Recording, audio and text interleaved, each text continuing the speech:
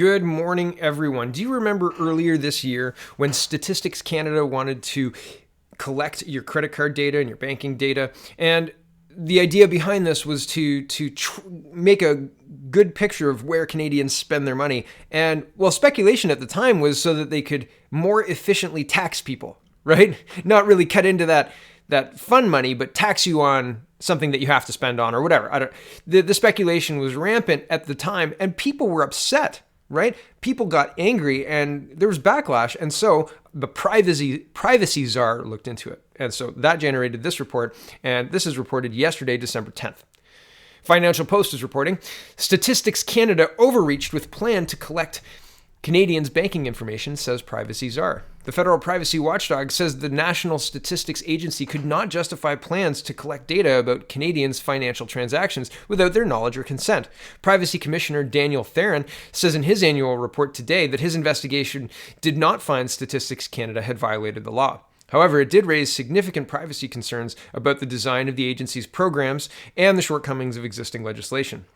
Theron says Canadians were right to be worried given the scale of the proposed collection, the highly sensitive nature of the information, and the fact that data would paint an intrusively detailed portrait of a person's lifestyle, consumer choices, and interests. So lifestyle is like what you have to spend money on. Consumer interest is what you like to spend money on, right? Like lifestyle is rent, food, that kind of stuff. Consumer interest, what do you purchase? Do you buy Game of Thrones stuff? Do you buy Marvel stuff? Do you go to those type of movies, etc.? And interest, right? What are your hobbies? Do you surf or skateboard or who knows, right? Like whatever you do. But collecting this information is going to figure out where you spend your money, right? Both have to and not have to, and how you spend your money and how much money you potentially have left over. And that could be used to say, well, there's a lot of room here. There's a lot of room to, redistribute that money for the betterment of society and all that, which is the current reason for all the taxes, aside from the catastrophic death cult of climate change. Yeah, right. Okay, so back to this. He says that during the investigation, Statistics Canada officials spoke about their objectives, but did not demonstrate why they needed to collect so much highly sensitive information about millions of Canadians. StatsCan ultimately agreed to follow the commissioner's recommendations not to carry out the collection projects as originally designed and to work with his office to ensure they adequately respect privacy. And they were saying that the data would be anonymized, right? So they wouldn't be able to tie it directly to me, but they would say Canadians in this category likely spend their money on this, and we know that because we've looked at their bank records.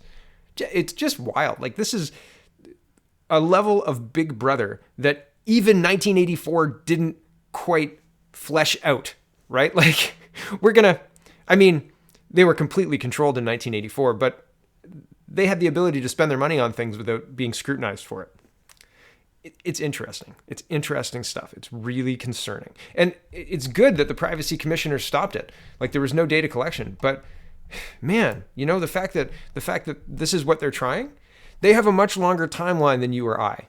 Right? They care a lot more, and they will care 50 years from now.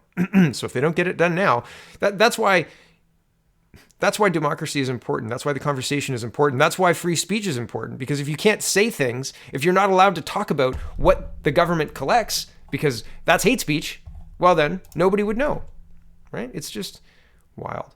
Moving into a little bit of crime stories here.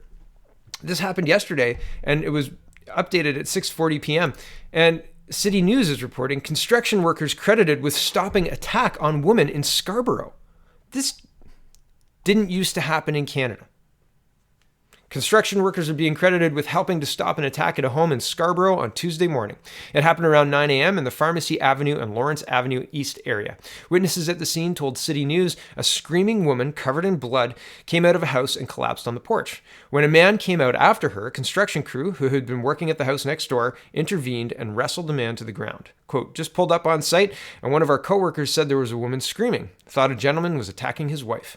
One worker told 680 News, quote, I pulled up, I jumped out of the truck. One of the other workers who was working beside the house had already removed the gentleman from her, and I just kept him pinned on the ground. Police arrived and arrested a man while the woman was taken to hospital with stab wounds. She remains in critical condition. Quote, there are multiple witnesses in the area, said Detective Andrew Cicetto. There are some citizens that were on the construction site next door that intervened, and we are very thankful for that. yeah, they're heroes. Either way, whether the woman survives or not, the fact that she's in the hospital in critical condition is likely due to the fact that these gentlemen intervened. So well done, gentlemen. Why no names of the perpetrators? Obviously, they didn't want to implicate the victim, but this is a pattern. When there's violence, when there's stabbing, they conveniently forget the names. It's just... it's as interesting as all the other stuff that's happening. It seems coordinated, planned, like they're following the rules of the newsroom, right? Don't you dare print those names. Don't print those names. Here's an interesting story out of last night. I saw this at the top of one of my link aggregators. I think it was Meta Canada, and I was like, they lost the first vote? What? Because usually the first vote is a confidence vote. And if they lose the confidence vote, we're going back to an election. So it didn't seem likely that happened, but yeah, they lost the first vote. Here it is. This is the post-millennial reporting. Breaking, Trudeau Liberals lose first vote of 43rd Parliament. A Conservative motion to create a Canada-China Relations Committee to study the current relationship between the two states has passed with the help of every party but the Liberals. The Conservative call to action interestingly came on the one-year anniversary of the detention of the Canadians Michael Korvig and Michael Spavor in torture-like conditions in China. Here's a quote from David Aiken, who's a Ottawa reporter. He's a political reporter. He follows politics closer than I do. And he says, quote, "A smart play by the Conservative Party pays off as an Opposition Day motion to establish a Canada-China Relations Committee addressed an important issue, costs the Treasury nothing, does not reflect on government confidence. Opposition wins and flexes some muscle by a score of 171 to 148. That means 171 people voted for it, and the Liberals, 148, voted against it." And interesting, right? Like I thought that between the Bloc and the NDP, the Liberals had a de facto majority. Basically, they didn't have to give much to get movement from both of those parties, and it looks like I'm wrong. And that's good, but interesting stuff. And they're gonna put this stuff together, right? Like the China Relations Committee is gonna happen. Here's the rest of the article. With the vote passed, there will be a formation of a special House of Commons committee with a mandate to hold hearings on Canada-China relationship, including but not limited to consular, economic, legal, security, and diplomatic relations. The committee will include 12 members, of which 6 will be Liberal and 6 opposition. The committee will have all the powers of a normal House committee.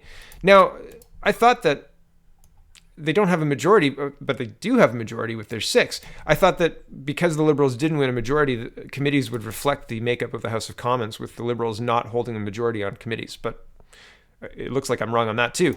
So I'm going to read more into that and find out about that. But that's interesting to me. All right, moving forward, the new NAFTA, or the USMCA, is being ratified. Ms. Freeland was in Mexico signing deals, etc. And here's the National Post reporting. Trudeau government comes close to ratifying new NAFTA, potentially ending long political deadlock. Prime Minister Justin Trudeau appeared one step closer to finalizing a free trade pact with the U.S. and Mexico on Monday, potentially ending a prolonged political deadlock that has weighed on the broader Canadian economy. An agreement to ratify the U.S.-Mexico-Canada Agreement, USMCA, would notch a major political victory for the battered Liberals, who returned to Parliament last week with a minority government and a weakened mandate. Concerns had been growing that House Democrats in the U.S. would not ratify the deal before 2020, which is in a few weeks, everyone, after which attention would turn toward the presidential election and ongoing impeachment proceedings. The USMCA was signed by the 3 countries last year, but U.S. ratification has been stalled for months amid disagreements over Mexican labor rights and the agreement's treatment of steel and aluminum, among other things. Speculation about a potential deal came after news reports by Bloomberg and the Associated Press on Monday, which said U.S. President Donald Trump and the Democrats had reached a deal on the latest version of the USMCA, which replaces the 25-year-old North American Free Trade Agreement, or NAFTA.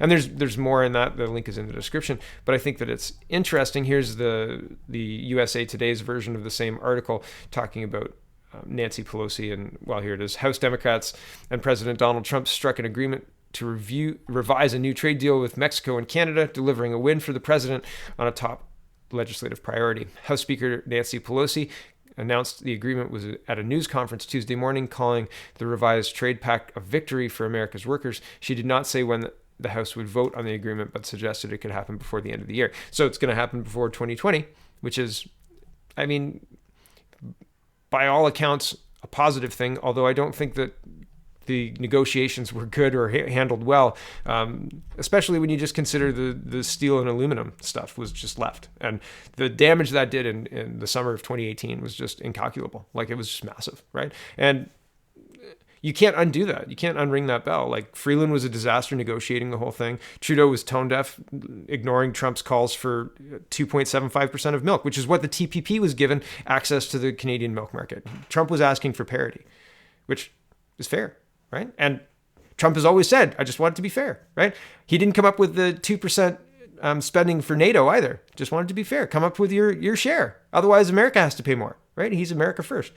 Justin Trudeau is everybody but Canada first, and not Donald Trump, because he doesn't like him, which, again, stupid. Biggest trading partner, historical partners, defense partners. I mean, seriously. Anyway, the last story for this morning is climate fear porn, and I'm just getting sick of it. I want to point it out because this is nothing but stupid.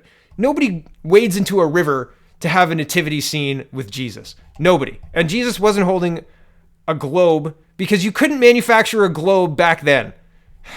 Global News is reporting flooded nativity scene depicts Jesus born in an era of climate change. Like, this whole article, I was just eye rolling and saying how ridiculous it is. But I'm reading it because it's so ridiculous. It's so ridiculous. What would Jesus do if he was born into an era of runaway climate change? Is he as currently, if you believe the rhetoric, we're in that era. And what is the best defense against climate change? Being rich. And in the West, we're rich. People don't die of massive heat. If you look at the weather-related, heat-related deaths of the 1920s and 30s, right? Specifically the 30s, it was off the charts crazy. If people were dying like that now, they're not, because we have air conditioning. Like, it's just, it ignores reality and shoehorns in the narrative, and it doesn't matter about anything else. It doesn't matter about anything else. Back to the article. A Massachusetts church is hoping to spark conversation with a new climate change themed nativity scene, which depicts the baby Jesus floating on plastic chalk water, while those around him stand in a knee-deep flood. The scene also shows several animals drowning under an overhead banner that reads, God so loved the world, will we. Baby Jesus is shown holding a globe to represent the world. Where'd he get it? Just magic it because he's baby Jesus? So dumb. Like, it's just dumb. You'd think they'd build a dock? We're going to do this thing. Hey, do you want to sleep in the water there? Or no? How about the dock? Yeah. Stupid. Just dumb. Absolutely dumb. And the people who get in line for this, like, it is masochistic, climate porn, craving, ridiculous people. And I'm just so sick of the news serving it up because it's dumb. It's dumb, Josh. It's dumb. That's enough for me today. Thanks for watching, everybody. Have a wonderful day. Check out CanadaPoly.com. And I already said have a wonderful day, but have a wonderful, wonderful day.